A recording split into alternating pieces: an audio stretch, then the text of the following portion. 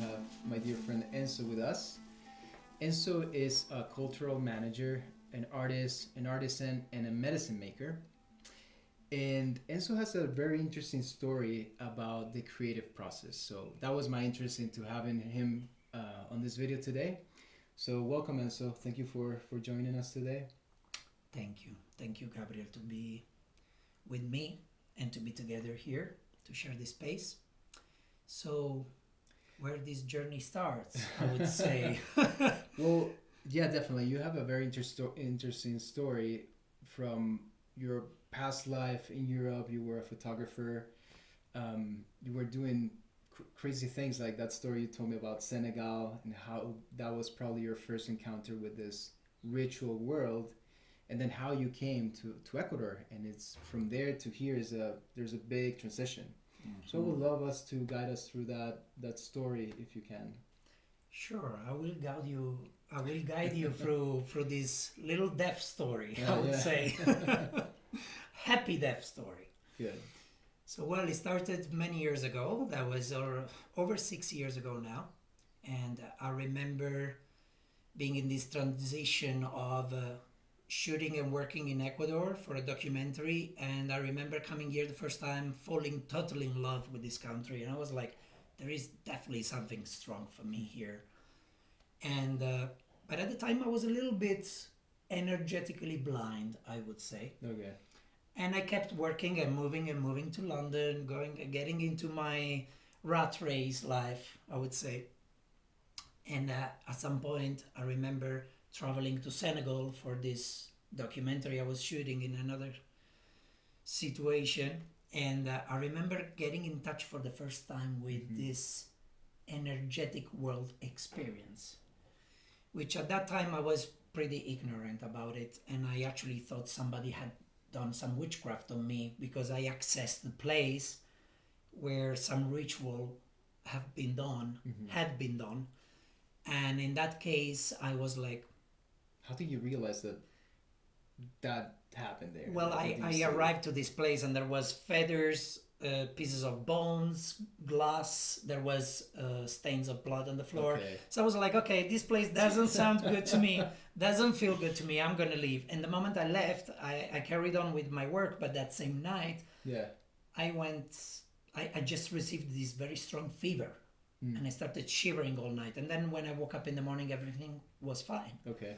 So I thought, what happened? Somebody did some witchcraft on me. But then I just realized that, I accessed an activated energetic place without the permission.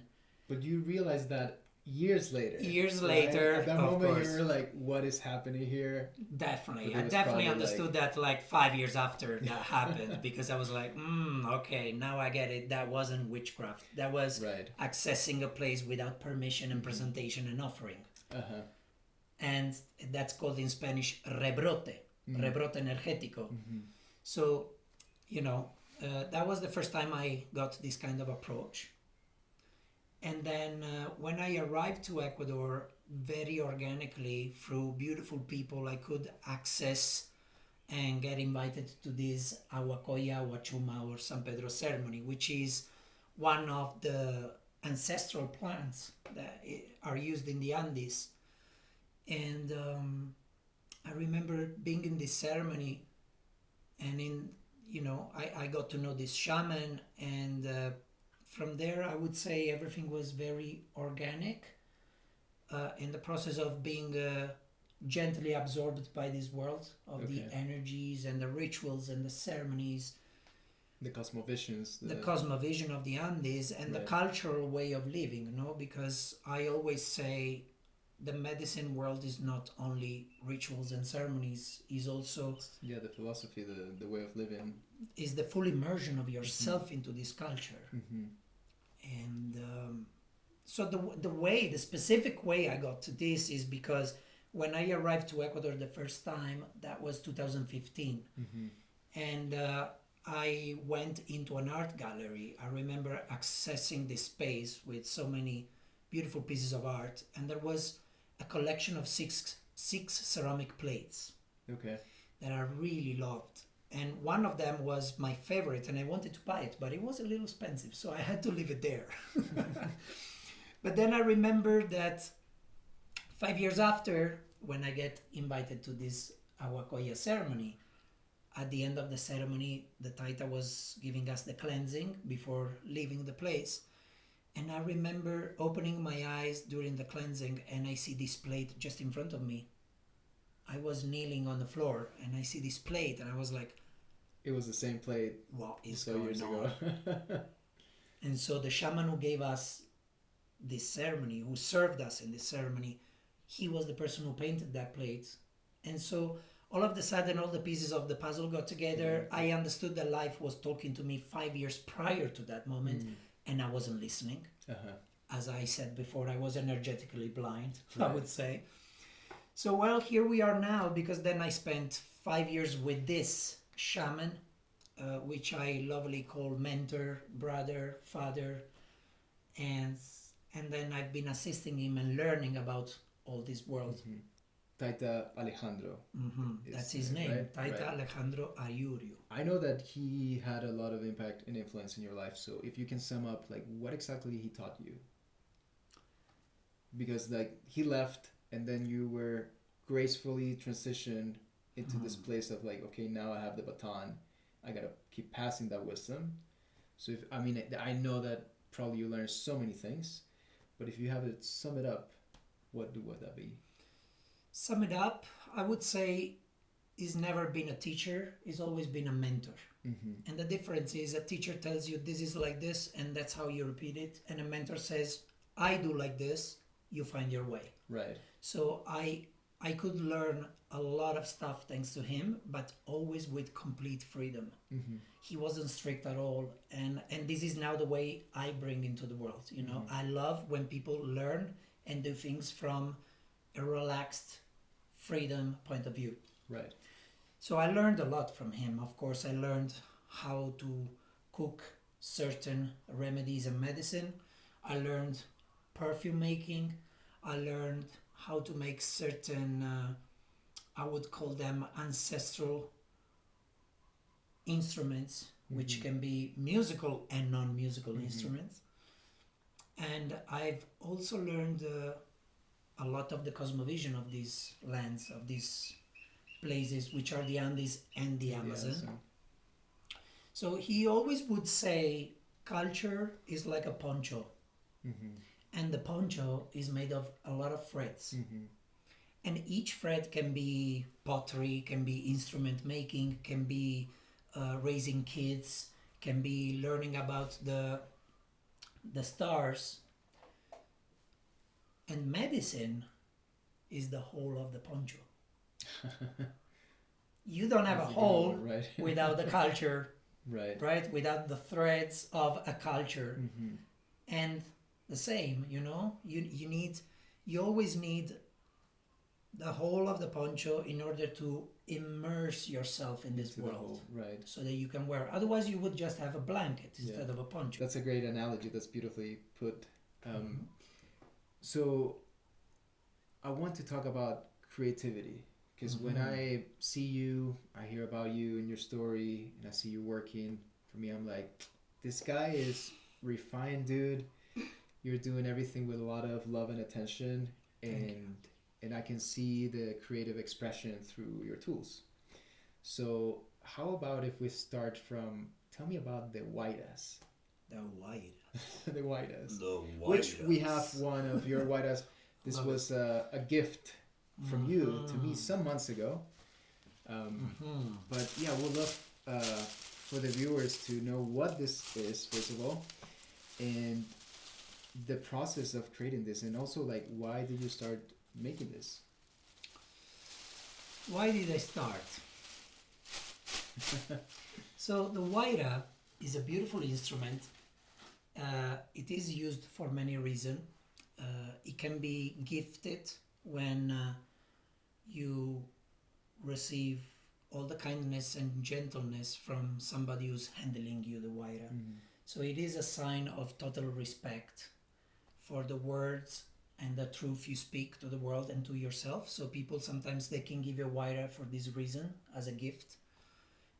it can also be a fantastic instrument of power. Mm-hmm. And it can be used also while you are giving a speech. Maybe in this moment I could, for example, have it in my hands, and it would connect me directly to the spirit of Waira Sacha, mm-hmm. which means the winds of the forest. Mm-hmm. Which Waira in Quechua means wind. Wind, it's like correct. bringing, calling, invoking the spirit of the wind. Yeah, and this plant is called Waira Panga. Panga means leaf, mm-hmm. Waira, wind. And the scientific name of this plant is Olira latifolia. Mm-hmm.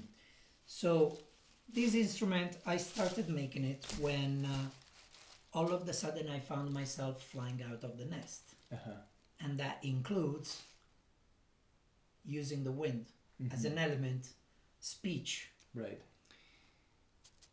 For us, speech is very important, especially because as a cultural manager, what we do is transmit the knowledge through spoken words. We don't have books. We don't have a written language here. So when we share knowledge, is always through the wind. mm-hmm. It's always through the word. And this instrument to me is very important because with this instrument I learned how to sing and I learned how to speak my truth. Mm-hmm. Now, how? That's very subjective for everyone. So I would say, take a Waira, play with it, and she will give you all the right tips for you to speak your truth and sing what you want to sing. This instrument is an instrument that is used during ritual from Taitas and Maimas, which means female and male shamans. Mm-hmm. They can also be Yachaks, which right. means wise people. Yachak Runa, mm-hmm. no? Yachak means wise and Runa means person. So these people, they use this instrument because it is an instrument that calls in the power of the wind. Now, one of the direction of the Chacana, for example, is the direction of the wind. And the energy in this direction is called Ushuai. Uh-huh. I don't know if you've heard experiences during the ritual when you get served the medicine and the Taita or the Maima goes ush, ush, ush. It's bringing that. Ushuai means power. Mm-hmm. So the power of the word, the power of the wind, this instrument, it's very important because it can relieve heavy energetic states. It can move the smoke around, and the smoke is not just an element that cleanses, but is also a vessel mm-hmm. for the prayers. Right.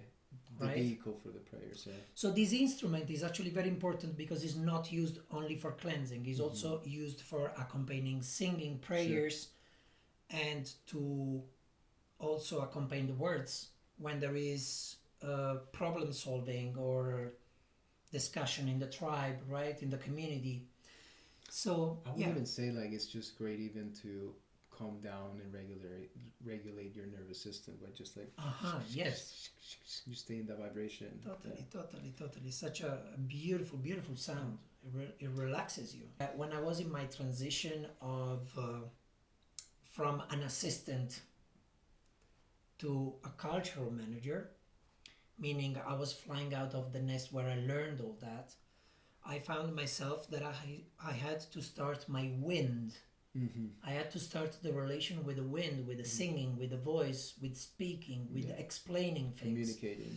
And I remember my Taita always using this instrument in the ceremonies, but also while he would teach us things. Mm-hmm. So I remember this very beautiful image of, and the smell of the Waira, because the Waira has such a peculiar smell, right? Yeah. Which is the chlorophyll. Uh-huh. And I remember I was like, okay, this instrument is the instrument that will definitely help me flying outside the nest mm-hmm. and feel comfortable with my words and more than anything, speak my truth. Yeah. So I learned from my Taita how to use the Waira. Although the creation of the Waira was, I would say, more of a self-canalization. He didn't teach me how to assemble, how to make a Waira, but it did teach me all the important phases of going offering, presenting myself. So all the basics that I needed to relate myself to this plant and this environment has been passed through him to me. And then I could use this knowledge to just immerse myself in this environment of creating this instrument. Develop that relationship with the Waida. So I would definitely say it was self-taught, the manner of how to make it.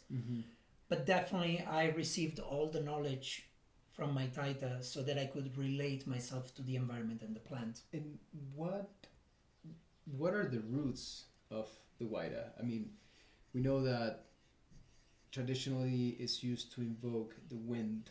Many Taitas and shamans, the mamas, they're used in it. But what have you seen or what have you learned? Maybe your Taita was explaining that to you, or even from connecting directly with this plant. Have you ever gathered some information around that? I would say definitely is, as I said before, it can be an instrument that is gifted to you. So sometimes you don't even need to know how to make it. Sometimes a wise person, a Taita, a Maima can come to you and gift a Waida, which is most people, they love to receive it that way and they don't like to buy it or to make it, you know. So I definitely learned this from my Taita and also through the people that have come during the years to visit us at our ceremonial center. And they would bring the Waidas, for example, and I would see how they would hold the Waidas, and they would be from all over Americas. They would come from Peru, they would come from Bolivia, they would come from Colombia, which is the original place where my Taita is from. He wasn't from Ecuador, he was from Colombia. So I noticed that all these medicine people, they use the Waida pretty much in the same way, which is to harmonize the space, harmonize the words, relate with the smoke and the smudges, and also for singing. Can you tell us more about this creative process? Because traditionally there's always been like the stories of how people came to certain medicines, for example, right? Like you hear the from the cosmovisions from the Amazon, like how people came to mix two plants and make ayahuasca, for example, right? For me, that's fascinating.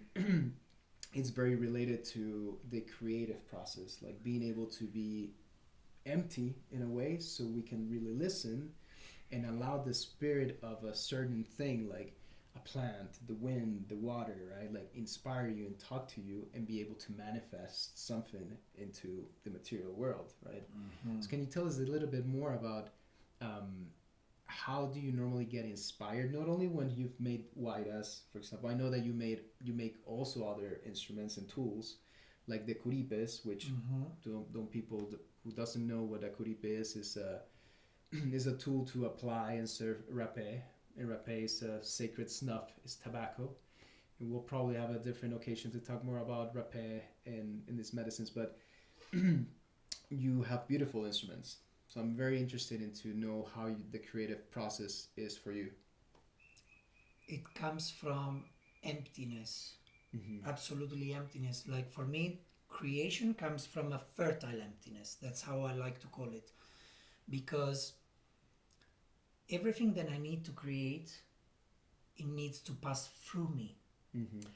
To me, creativity is a manifestation of the Great Spirit through my hands, through my mouth, through the way I paint or I draw or I sculpt.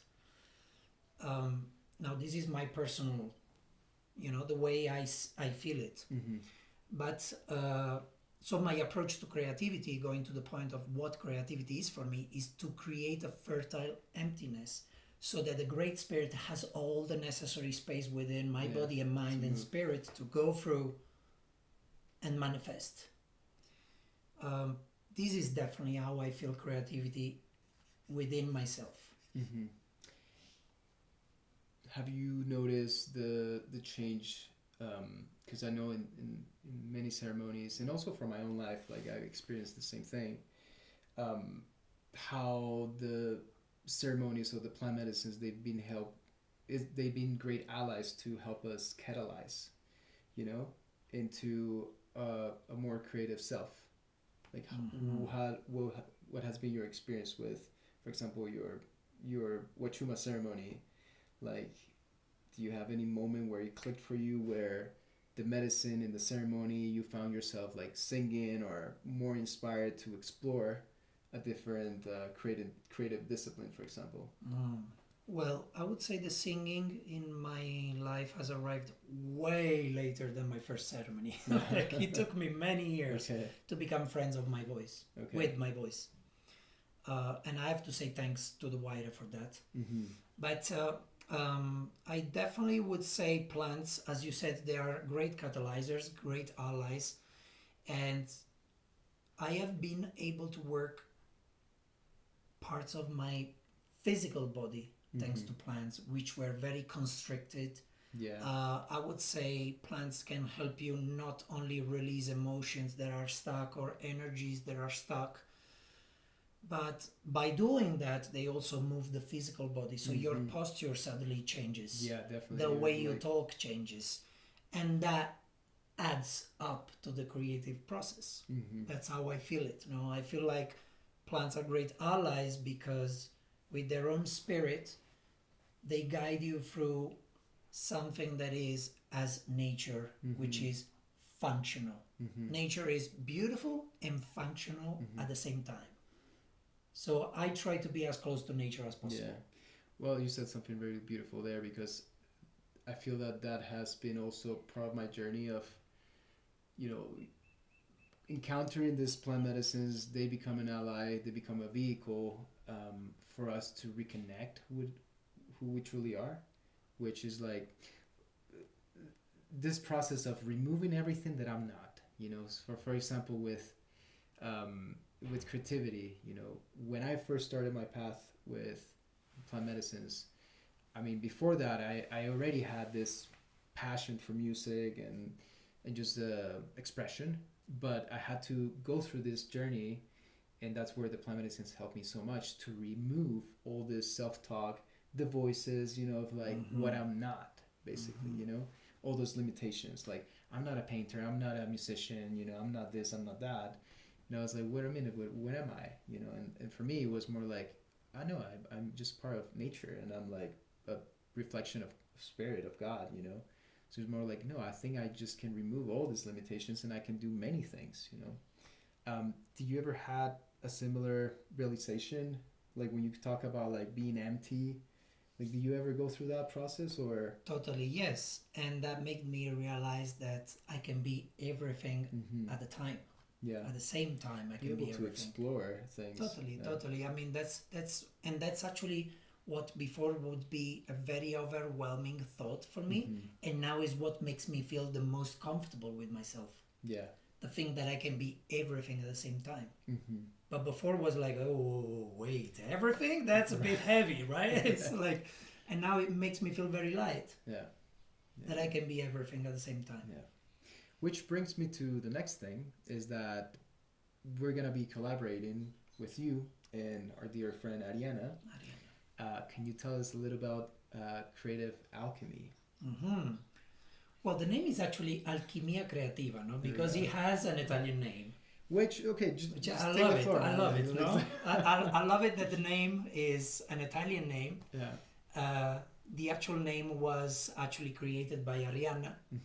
And the Alchimia Creativa is going to be a women-only retreat. And it is actually a retreat made for all these women that are looking into discover themselves into their creative path. Okay? And this includes somatic, includes the voice, includes the way you talk to yourself. And also part of this retreat will have some of the ancestral medicines that we have in these lands. As we said before, we have our Koya and we have the Temazcal. The Temazcal is also called sweat lodge in English, and is a medicine that is from all over the planet. There isn't one person that came out one day and said, I made Temazcal.